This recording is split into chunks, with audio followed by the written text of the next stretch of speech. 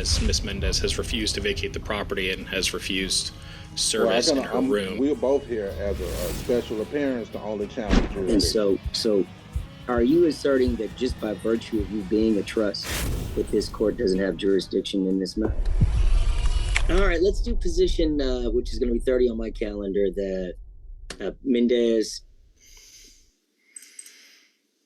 Yes, Your Honor. Where is the party for that Capital Holdings, that Grizzy list? Oh, we're here. Can you turn that camera on?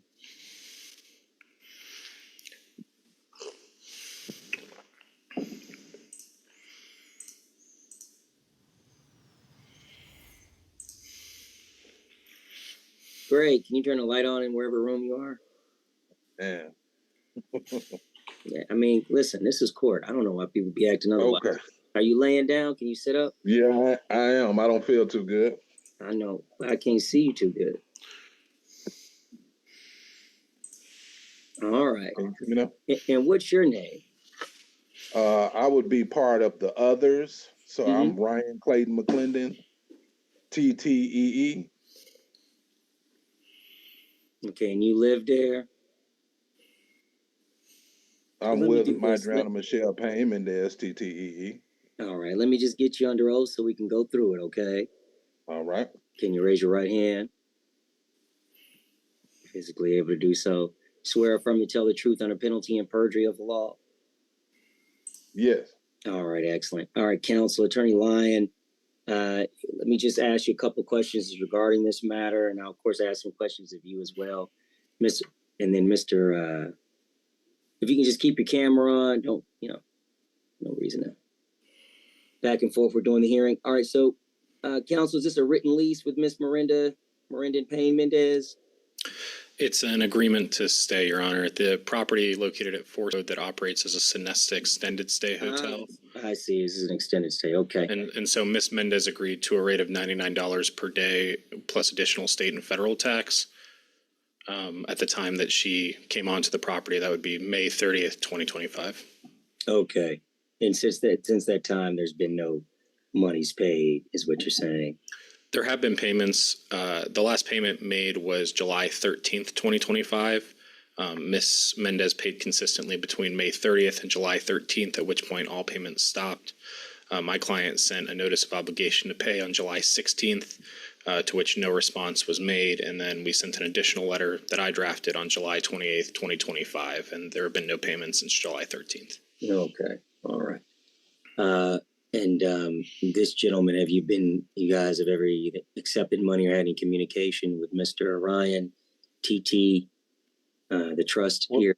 Well, I'll just ask Mr. Lyon, and then I'll come back to you.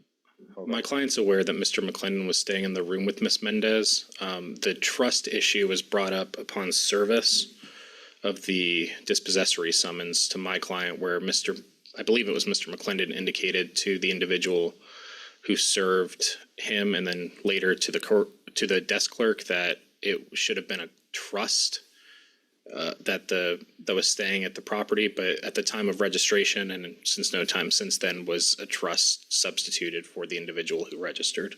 Okay. All right. Well, then, Mr. McClendon, I just want to ask here, have you been paying at this place? Well, we're both here as a special appearance to only challenge jurisdiction. So Sonesta only should have the trust name. We don't understand how another name is on this summons because we didn't give them another name. We gave them the trust, and anything that we signed with TTEE behind it, UCC 1-308, all rights reserved. No. So we understand this is a commercial matter, but they have to deal with the trust. So there's no reason why the trust should not have been put there. And I have a witness. So she's a witness. I'm a witness. We also have, what's her name is? Alicia is also a witness. So let me ask it, because these are always interesting to me. Okay. And so are you asserting that just by virtue of you being a trust, that this court doesn't have jurisdiction in this matter? Exactly. And I would tell you you're wrong. It's a commercial. matter, and Nope, equity it's not. courts It's deal not. with trust. It's a landlord-tenant matter. And in fact, you specifically are an all other and not a specific tenant, because I don't understand if did you sign and actually? Yes, we both signed. We both signed, reserving our rights. No. with I'm not TTE behind it. I'm not referring to the answer.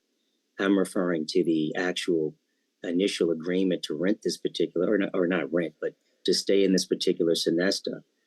Yeah, Okay, and then this, and just to confirm here, because I'll be frank, what most likely will happen is there'll be no money judgment, because if the parties that answered aren't the parties that are actually the ones that are staying there, there could be no money judgment. I have in my discretion about at least giving you either a written stanter and or 7 days. But I like to remind folks that a trust does not in effect usurp or take away my authority. There are things that do that, but that doesn't happen, particularly in a situation where we're dealing with hotels or dealing with extended stays. So I don't see that Miranda specifically answered, because she's not a trust. And if you're saying or holding, she's the representative. yeah, She's a representative. and she's a trustee. I understand, and I'm looking at the paperwork that you've supplied, and but again, that trust just means that it's a trust. It doesn't do anything really different. The trust, we know, is we live outside of that trust. We live inside of that trust. Everything else is outside of the trust. So therefore, whenever we're dealing with any commercial matters, we have the trust put down, because that means if anything goes on, anything goes wrong, it can't be any court that we go into, because we are trustees for the trust. That's cool. So we don't put our name on it. We put the trust name on it. Got it. We represent the trust. I got you. It's like being a business. I'm here for it. But a business can be evicted too. It's not a special court that requires that. And I believe this was a state court matter. So that kind of resolves the issue. Court is best. But it doesn't have to. Landlord-tenant matters don't have to be brought in superior court. I just don't like it when people kind of half know law. It just kind of makes the process unnecessarily murky. I'm sorry, I don't have no law. I know you don't. Trust law is different than every other law, and it's supposed to be handled in a certain jurisdiction, a certain venue. And that's what handles trust. They don't handle. Every other court handles individuals. We're not an individual in this case. I appreciate you, my man, because I understand what you're asserting. I really do. But I'm going to tell you, based upon your assertion, there'll be no money judgment against you or Ms. Mendez, because the answer says it's a trusted answer. So you're right. There'll be no money judgment against you, because I ain't got no answer against from y'all. I got an answer from a trust who's really a non-party. So, but I'm going to give you 7 days, because I understand it. But I am not going to give the money judgment, because technically you said that a trust answered, not you. And that Ms. Mendez, because I haven't seen her yet. So I can't say that she's right here, but on behalf of the trust, we also paid the taxes on this case too. You can't pay taxes on a property that's a. Listen, man, don't do that. Don't waste my time. On behalf of the trust, counsel, can you give me? I'm going to give him 7 days. Can you give him to the first? But there'll be no money judgment against them because of the fact that they've answered, and the party that answered doesn't seem to be the party that appeared. Okay. Oh, Miss Mendez is there, Your Honor. But the answer specifically, and like I said, I can meet them where they are based upon the allegations. But Miss Mendez, it seems to be the right. So answer and not her directly. You see, counsel, and that's really what we're asserting, is that the trust answer, which is really a non-party, right? And so it's really arguably not a default, because anybody can answer, right? So it's that's why it's not a default. But the person who answered is not in privity with the or the agreement. This is really a non-party, which would be the basis of maybe why there may not be a money judgment against them. I mean, if you disagree, counsel, I'm happy to hear the argument. No, it's not that I disagree, Your Honor. I think the posture of the case is interesting, considering the position of the trust relative to staying. I would say that if no representative is here on behalf of the defendant, which if Mr. McClendon is taking the position he's here only on behalf of the trust, that I would ask for a writ that issues in stanter, as Ms. Mendez has refused to vacate the property and has refused service in her room. And so there is a detrimental effect to the property that Mr. McClendon and Ms. Mendez are now taking advantage of. I got you. And do you have any response to that, Mr. McClendon? My response is, if anything has to go to court, it has to be written correctly. And I'm just trying to understand why the system has the name they put on this summons when we are out of trust, everything we do. So that's not correct from the beginning. It's not correct. So at least they're going to have to do better with trying to, address who they're trying to address, which would be, if you're trying to say any of our names, it's going to have to be TTEE behind it, because that's the status capacity that we're in. We're in trust capacity. And that means a lot. Your Honor, I would just throw in here that the trust position doesn't mean anything because the UCC doesn't apply in a landlord tenancy matter, and further, the trust doesn't cover the type of property here, and so a trustee couldn't be here. Matter. It's a commercial matter. Legally, Am I it's right? not a commercial matter, Mr. McClendon, but I won't get back and forth here.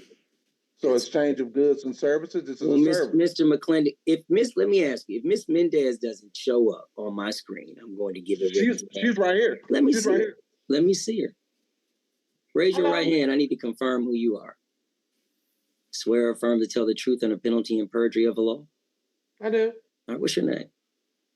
My name is Madriana Michelle Payne Mendez, TTEE. Your last name's TTE? Is that on your? My full name is Madriana Michelle Payne Mendez, TTEE. Okay, and is that on your license? On my license, it has Madriana Michelle Payne Mendez without the TTEE behind it. Correct. I mean, come on, folks. Don't make my life hard. Because don't do that to me. Now, counsel, I know you don't want to have them have 7 days, but in my limited discretion, I'm gonna give them 7 days. I understand, Your Honor. But nonetheless, let me just tell you, Miss, your trust does not in any way affect my ability to give a rent. You understand? I'm giving you 7 days. I understand. Just listen to me. I'm giving you 7 days because I can. But under normal circumstances, I very well would give you literally a writ instanter. But please, whoever you're listening to, if they're not an attorney, you might want to question it a little bit more, because it's not going to save you, not in this situation. So, counsel, if you can just give me a proposed order where it's just a 7-day writ. Miss, let me ask you this. This will take the difference. Miss Payne, did you sign this answer, or did someone sign the answer for you? I signed the answer to answer the claim. Are you talking about this paper? Uh-huh. Okay, yeah, you can see my signature at the bottom with TTEE behind it. Okay. In UCC 1-308. Okay. So are you answering for yourself, or just as a trustee for the trust that you are alleging is a party? I'm answering for the trust. Okay, not for yourself. The trust owns Madriana Michelle Payne Mendez. Okay. I'm still going to do the 7 days and no money, but that's what I'm going to do today. And I know counsels are probably looking to see what I'm going to do. But overall, counsel, you're right. Technically a written standard, because this person isn't the real person in interest. They're just not. You're asserting that you're not a real person in interest in the case that filed an answer, which it doesn't make it a default, but you're not a party. It's like you're an all other. But I can still give 7 days. It's just, come on, folks. I understand, Your Honor. All right. An order will be sent to you. Thank you. And we'll let you guys go. Thank you, Ms. McClendon. Thank you, sir. And you guys will have that writ that'll be available on the 1st. There'll be no money because you guys aren't actually the parties. You're a trust. You're not the parties. Your Honor, can we get the email address? I didn't see that it was dropped into the chat. My clerk will drop it down to you. Okay. Thank you. Thank you, folks. You're free to go. All right. 7 days. So what I'm gonna do, I'm gonna stop that. Okay. Well, my motherfucking phone. Go ahead and unmute or mute and go ahead and hang up, Mr. McClendon, before I make it an instanter. You understand? Thank you. All right, I'll get that from you, Attorney Lyon, when you send it. Who's Thank you got for the your patience, attorney- Your Honor. Oh, of course. That's what I do. Attorney Steersman, what we got? You're on mute. No, I Oh, just that's listen. right. You're just watching. You're watching that. Are you watching for another case with a different case? No, Your Honor, you just completed that one. So, I thought so. I thought so. Much more informative than CLEs. Ah, don't say that. Don't gas me. Don't do that. Listen, man, you have a blessed day. Thank you, Judge. Have a good day. All right. Miss Bardell, you can leave as well. All right. Who we got next? Got announcements from anybody?